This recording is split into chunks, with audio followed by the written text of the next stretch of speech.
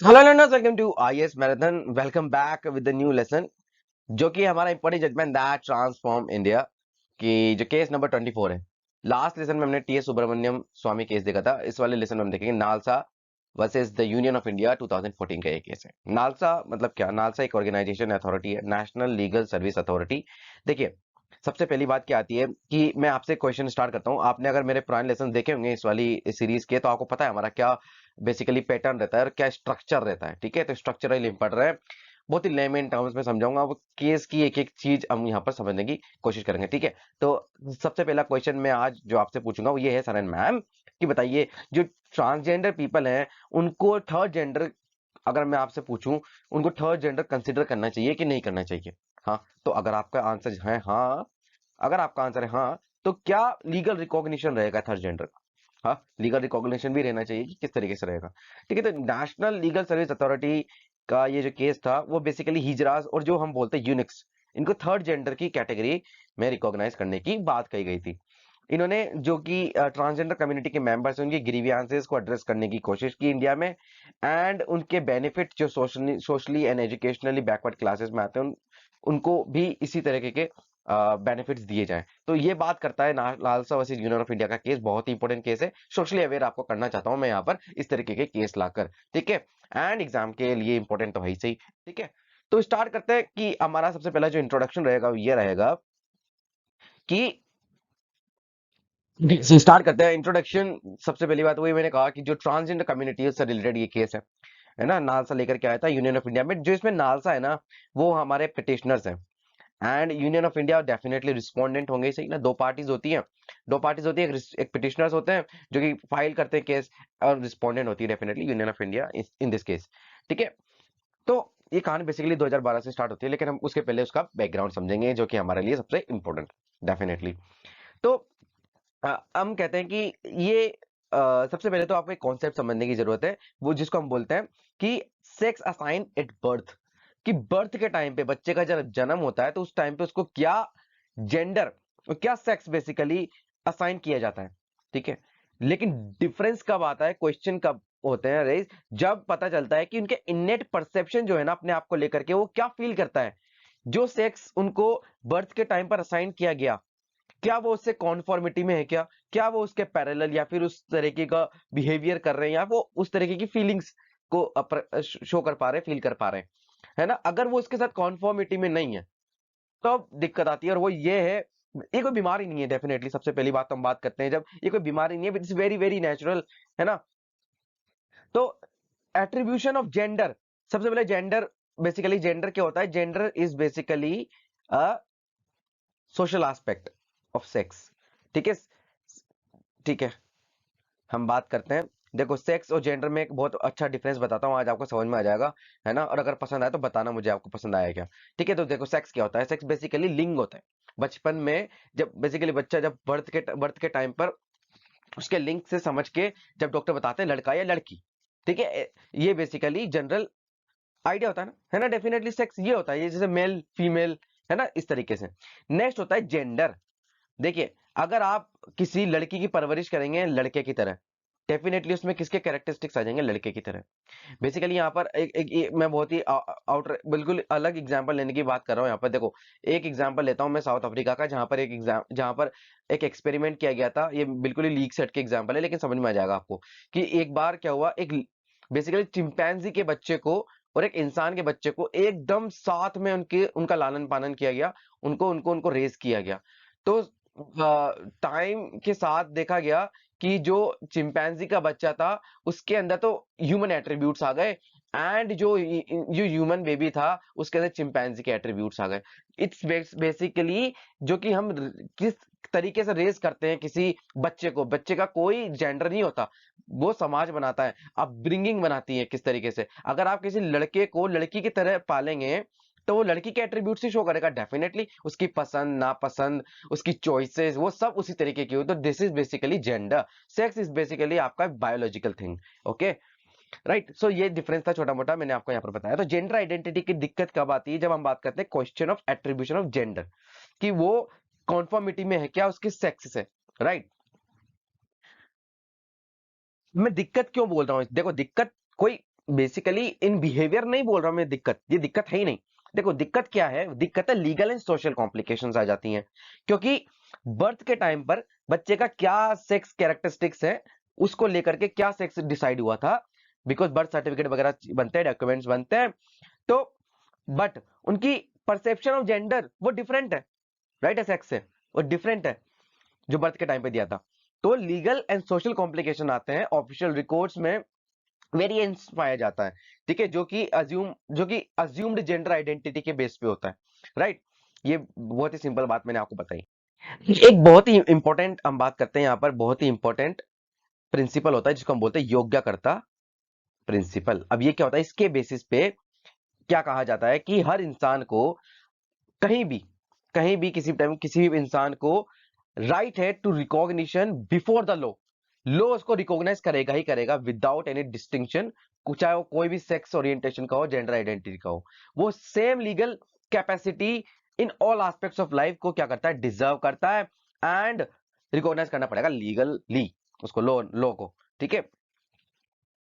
अब हम बात करते हैं तो योगा करता प्रिंसिपल को ना, ये फंडामेंटल राइट्स को भी ये क्या करते हैं, रिकॉग्नाइज करते हैं कि right to life, right to privacy, freedom of opinion expression, है ना, ये सब इस सेक्सुअल ओरिएंटेशन के लिए भी है, राइट। तो ये जो प्रिंसिपल था इसको काफी यूएन जो यूनाइटेड नेशन की बॉडीज हैं, उसके अलावा जो नेशनल कोर्ट्स है, ह्यूमन राइट्स बॉडीज है, गवर्नमेंट कमीशन है, ऑल ओवर द वर्ल्ड इसको कंसिडर किया जाता है एज एन इंपॉर्टेंट टूल, कि ये ऑब्लिगेशन है स्टेट पर, गवर्नमेंट पर, सरकार पर, व्यवस्था पर, मैनेजमेंट पर, एडमिनिस्ट्रेशन पर, ये ऑब्लिगेशन है कि वो रिस्पेक्ट करें, प्रोटेक्ट करें एंड फुलफिल करें ह्यूमन राइट्स को, सब पर्सन को इक्वली विदाउट एनी डिस्टिंक्शन, या फिर कोई भी जेंडर आइडेंटिटी के मद्देनजर रखते हुए, ठीक।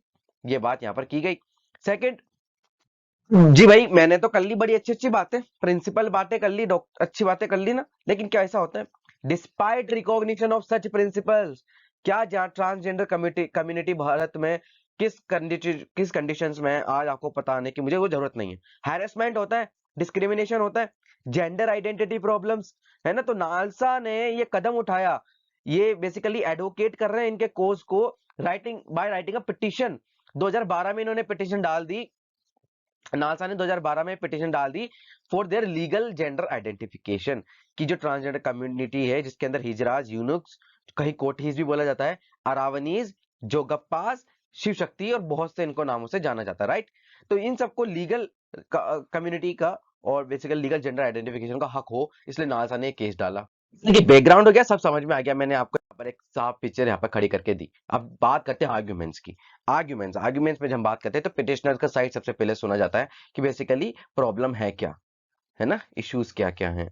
तो देखो इश्यूज ये है सरन मैम, कि पिटिशनर्स का कहना था जो कि नालसा है, वो कहते हैं कि अगर किसी की आइडेंटिटी को आप रिकॉग्नाइज नहीं करते हैं, तो वो जैसे कि इस केस में ट्रांसजेंडर कम्युनिटी को एज ए थर्ड जेंडर, तो उनको राइट टू इक्वालिटी ही कैसे मिलेगी बिफोर द लॉ, ना ही उनको लॉ की प्रोटेक्शन मिलेगी जो कि हम सुरक्षित करते हैं under article 14, under article 16 and under article 21, definitely, है ना। तो आर्टिकल 14 क्या है, इक्वालिटी किस क्या है, right to life, liberty, privacy, ये सब तो वो मिलेगी नहीं ना, क्योंकि उनको रिकॉग्नाइज नहीं किया किसी आइडेंटिटी के अंदर, राइट। सेकंड बात करते हैं, हर इंसान को हक है, जो कि ट्रांसजेंडर कम्युनिटी की हम बात करते हैं, कि उनको लीगल राइट टू डिसाइड होना चाहिए उनका सेक्सुअल ओरिएंटेशन, किससे शादी करेंगे, ठीक है, to spouse and to determine their own identity, ये राइट होने चाहिए। ये बात करते हैं, ये पहले दो आर्ग्यूमेंट्स रहे हैं इनके, ठीक है, नालसा जो कि हमारे पिटिशनर है इस केस में। बहुत ही जनरल सा आर्गुमेंट देता हूं मैं यहाँ पे पिटिशनर्स की तरफ से आपके सामने रखता हूँ, बताना फील होता है कि नहीं होता है आपको, मतलब आपने देखा हुआ है कि आपके आसपास के जो एनवायरनमेंट में देखा है कि नहीं देखा, वो है ये है कि जो ट्रांसजेंडर कम्युनिटी होती है, या ना तो उनको मेल की तरह ट्रीट किया जाता है, ना ही फीमेल की तरह, है ना, और ट्रांसजेंडर का स्टेटस भी उनके पास नहीं था उस टाइम तक, तो वो भी नहीं मिलता। तो कितने सारे राइट्स और प्रिविलेजेस रखे रह जाते हैं और उनको उनका फायदा नहीं मिलता, है ना, जो कि एक आम इंसान को as a citizen of a nation के तौर पर मिल जाते हैं। राइट्स और प्रिविलेजेस की हम बात करते हैं, ठीक। तो ये यहाँ पर हम बात करते हैं, हमने बात की, तो इसमें ये भी है कि right to choose one's gender identity, ये इंटीग्रल पार्ट होना चाहिए हमारे right to live with dignity, basically, जो कि अंडर आर्टिकल 21 में आता है, ठीक है। राइट टू लाइफ ही सिर्फ इंपॉर्टेंट नहीं होती है, लेकिन डिग्निटी के साथ जीना भी इंपॉर्टेंट होती है। तो ट्रांसजेंडर कम्युनिटीज को बहुत से सोशल एंड कल्चरल पार्टिसिपेशन से भी डिप्राइव रखा जाता है, उनके एजुकेशन पे रेस्ट्रिक्शंस हैं, हेल्थ केयर, पब्लिक प्लेसेस, इन सब में उनको डिप्राइव रखा जाता है कॉन्स्टिट्यूशनल गारंटी जो कि अंडर, जो कि बेसिकली लोग के सामने इक्वालिटी और इक्वल प्रोटेक्शन ऑफ लॉ की जब हम बात करते हैं, ये सब बात है, ठीक है। कम्युनिटी को डिस्क्रिमिनेशन मिलता है, फेस करना पड़ता है जब हम बात करते हैं इलेक्शंस की, राइट, इलेक्शंस की जब हम बात करते हैं। उसके अलावा राइट टू वोट में, एम्प्लॉयमेंट में, और किसी भी चीज जैसे लाइसेंस चाहिए होता है उस टाइम पे भी उनको दिक्कत आती है काफी ज्यादा, एंड इनको आउटकास्ट एंड अनटचेबल की तरह यहाँ पर देखा जाता है, ठीक है। तो उन्होंने ये सबमिट किया पिटिशनर्स ने कि स्टेट डिस्क्रिमिनेट कर ही नहीं सकता on the basis of gender, ये वायलेट कर रहा है आर्टिकल 14, 15, 16 एंड 21। कॉन्स्टिट्यूशन का बेसिक स्ट्रक्चर हिला दे रहे हो आप, सरकार से बात करते हैं, स्टेट को हक नहीं है किसी भी तरीके का डिस्क्रिमिनेशन करने का।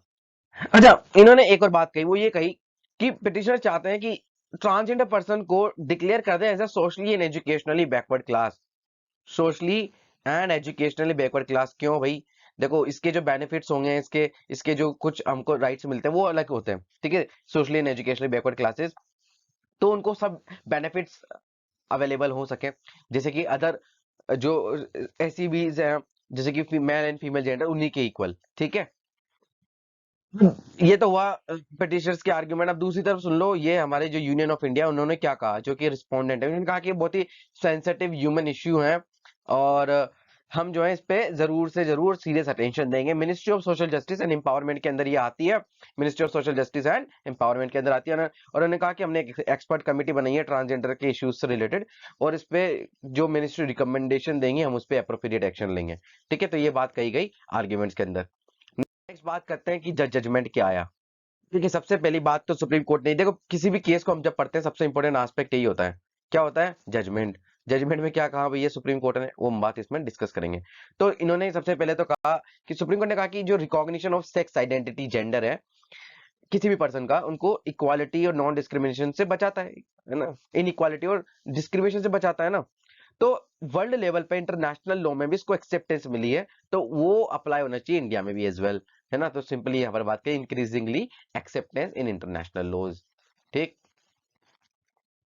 सेकंड बात ये कही गई कि काफी सारे बेसिकली हमने क्या कर रखे, इंटरनेशनल कन्वेंशन साइन कर रखे हैं ना, तो इंडिया उसकी पार्टी है, तो उनको रिस्पेक्ट, उनकी उनको उनको उनको उनका अवहेलना ना हो, इसलिए ये जो नॉन बाइंडिंग इंटरनेशनल कन्वेंशंस हैं इनको फॉलो करने के लिए हमको इस तरीके के कानून बनाने चाहिए, जिसमें जेंडर कम्युनिटी और जो ट्रांसजेंडर कम्युनिटी है उनका जो इक्वालिटी प्रोवाइड की जाए। देखिए, एक बहुत ही जबरदस्त बात बताता हूँ।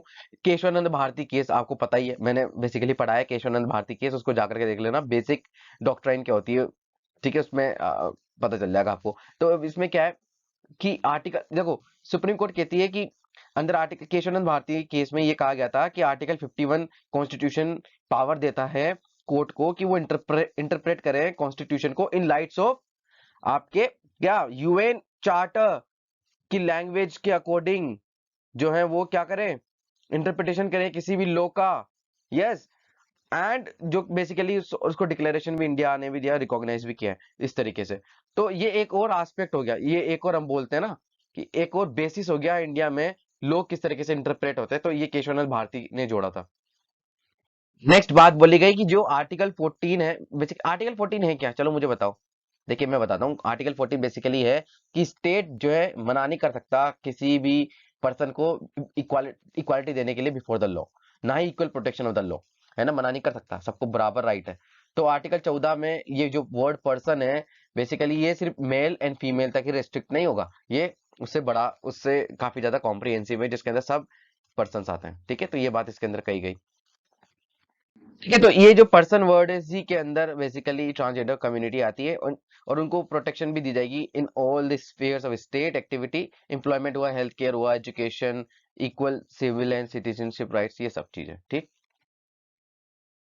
ये दूसरी बात करते हैं हम आर्टिकल 15 और आर्टिकल 16 की। इसके अंदर एक वर्ड है सिक्स, जो कि यूं कहा गया कि ये लिमिटेड नहीं है मेल एंड फीमेल तक ही, इसमें इसके अंदर ये कहा गया जो डिस्क्रिमिनेशन होता है on the ground of sex under article 15 and 16, इसी के अंदर discrimination on the ground of gender identity भी आ जाता है, ठीक है। तो जेंडर आइडेंटिटी की बात हम इसी के अंदर करते हैं, जिसमें हमारी ये जो ट्रांसजेंडर कम्युनिटी वो इसके अंदर इंक्लूड हो जाती है, ठीक। तो ये कहा गया कि आर्टिकल 15 एंड 16 में जो वर्ड सेक्स है वो लिमिटेड नहीं है सिर्फ biological sex of male and female, but intended to include person जो कि अपने आप को कंसीडर करते हैं ना तो मेल ना फीमेल, ठीक है। इस तरीके की लैंग्वेज बेसिकली लॉ में इस्तेमाल होती है, इसलिए मैं आपको बता रहा हूं इतना एब्रप्ट होके। नेक्स्ट बात कही गई कि जो ट्रांसजेंडर कम्युनिटी है वो लीगली इंटाइटल्ड है to get the benefits of the SEBCs, ठीक है।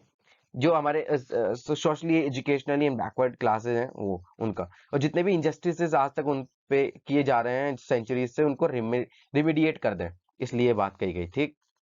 देखो सुप्रीम कोर्ट ने ये भी कहा कि जो वैल्यू ऑफ प्राइवेसी है, self identity, autonomy, personal integrity, ये फंडामेंटल राइट्स के पार्ट है जो कि अंडर आर्टिकल 19(1)(a) में आते हैं। स्टेट इसको ऑब्लाइज्ड होता है इंप्लीमेंट करने के लिए, है ना। तो ये स्टेट्स के पार्ट है। तो सेल्फ डिटर्मिनेशन ऑफ जेंडर, ये पर्सनल ऑटोनॉमी का देखो बहुत इंपॉर्टेंट बात बता रहा हूं। सेल्फ डिटर्मिनेशन जो है of gender is an integral part of personal autonomy, और पर्सनल हम बात करते हैं लिबर्टी जो कि आर्टिकल 21 का पार्ट है ना। एंड हम ये बात बोलते हैं, सुप्रीम कोर्ट कहती है कि therefore they have to be considered as the third gender, ठीक है।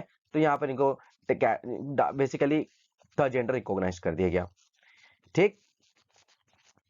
वेट, डेफिनेटली, ठीक है। ठीक, ओवर एंड अबव हम बात करते हैं कि बाइनरी जो जेंडर्स होते हैं, मेल एंड फीमेल, इनको बाइनरी जेंडर्स बोलते हैं। सुप्रीम कोर्ट ने कहा कि hijra, eunuchs, apart from the binary genders, इनको थर्ड जेंडर की रिकॉग्निशन देते हैं और ये लॉ के सामने बराबर है बिल्कुल, और कोई भी कानून स्टेट लेजिस्लेचर और पार्लियामेंट बना सकते हैं। ट्रांसजेंडर पर्सन जो है उनके पास राइट टू डिसाइड है सेल्फ आइडेंटिफाइड जेंडर का, वो बता सकते हैं, और उसके लिए बहुत ही कड़ी प्रोसीजर थी, है ना। जो जजमेंट तो पास कर दिया, फिर गवर्नमेंट ने भी कानून बनाया, उसके रूल्स वो बड़े डिटेल थे, है ना। कलेक्टर के पास जाके बेसिकली वहां पे उनको बेसिकली सेल्फ आइडेंटिफिकेशन सर्टिफिकेशन लेना पड़ता है ना। वो चीज है, ठीक है। तो अपील करेंगे सेंट्रल स्टेट गवर्नमेंट्स इस चीज को। फिर सेंटर एंड स्टेट गवर्नमेंट है वो स्टेप लेंगी to treat them socially and educational backward classes, और उन पे जो एजुकेशनल इंस्टीट्यूशन है, पब्लिक अपॉइंटमेंट्स है, उनमें उनके केस उनको रिजर्वेशन के टाइप ऑफ जो है फेवर देंगी। सेंट्रल स्टेट गवर्नमेंट्स की हम बात करते हैं, तो central state governments proper measures लेंगे टू ताकि उनको मेडिकल केयर दे सके हॉस्पिटल्स में, उसके अलावा सेपरेट पब्लिक टॉयलेट्स और अदर फैसिलिटीज हो। तो इस तरीके के डायरेक्शन सुप्रीम कोर्ट देते हैं। तो और उसके अलावा सेंटर स्टेट को ये भी बेसिकली बात कही गई कि स्टेप लेंगे कि कोई सोशल वेलफेयर स्कीम भी बनाई जाए इनके लिए, इनके बेटरमेंट के लिए, ठीक है। अब इंपॉर्टेंस क्या है इसका, तो सबसे पहला इंपॉर्टेंस तो यह importance is the last part हम बात करते हैं। तो जजमेंट इसने ट्राई किया है कि जो ट्रांसजेंडर कम्युनिटी के ग्रीवियंसेस है उसको थोड़ा सा रिड्रेस किया जाए, या फिर उसको टैकल करें, कम करें, है ना, ये बात। दूसरा, इनको बेसिकली रिकॉग्नाइज कर दिया एज अ थर्ड जेंडर, ठीक है। रिकॉग्नाइज कर देना एज अ थर्ड जेंडर, ये भी बहुत है बड़ा हम कह सकते हैं कि, ताकि अब क्या होगा कि कोई भी बेनिफिट्स जब देने होंगे तो टारगेटेड बेनिफिट अगर हमको देने हैं किसी भी कम्युनिटी को, तो उनका कैटेगराइजेशन इज मस्ट, बहुत इंपॉर्टेंट होता है। नेक्स्ट बात करते हैं, ये हेल्प करेगा, अपहेल्ड करेगा फंडामेंटल राइट्स जो कि हमारे कॉन्स्टिट्यूशन के पार्ट थर्ड में, helping in help in changing the mentality of the people, जो कि हम बात करते हैं जब भी कि ट्रांसजेंडर कम्युनिटी को एज ए सिटीजन मानो ना, कंट्री में इक्वल प्रोटेक्शन राइट के बेसिकली राइट है उनका अदर जेंडर के तरह ही, है ना। तो यहाँ पर उस चीज को लेकर के एक स्टेप लिया था, ठीक है, सुप्रीम कोर्ट ने। तो ये पूरा केस था, हाँ हाँ, जो हमारा NALSA versus union of India 2014 का केस था। नेक्स्ट लेसन में हम बात करेंगे जो Shreya single versus union of India case था 2015 का, सेक्शन 66A जो कि आईटी एक्ट का है, बहुत ही मजेदार केस है, मैं आपको उसके बारे में बताऊंगा, ठीक है। तो जब तक के लिए stay tuned and have a nice day. मुझे बताना पसंद आया कि आपको ये सब, एंड अगर आता है तो इसको शेयर जरूर करें, ठीक है, काफी मेहनत लगती है, एंड यहाँ पर जो है हम मेहनत करते रहेंगे, ठीक है। तो मिलते हैं, जब तक के लिए stay tuned and have a nice day.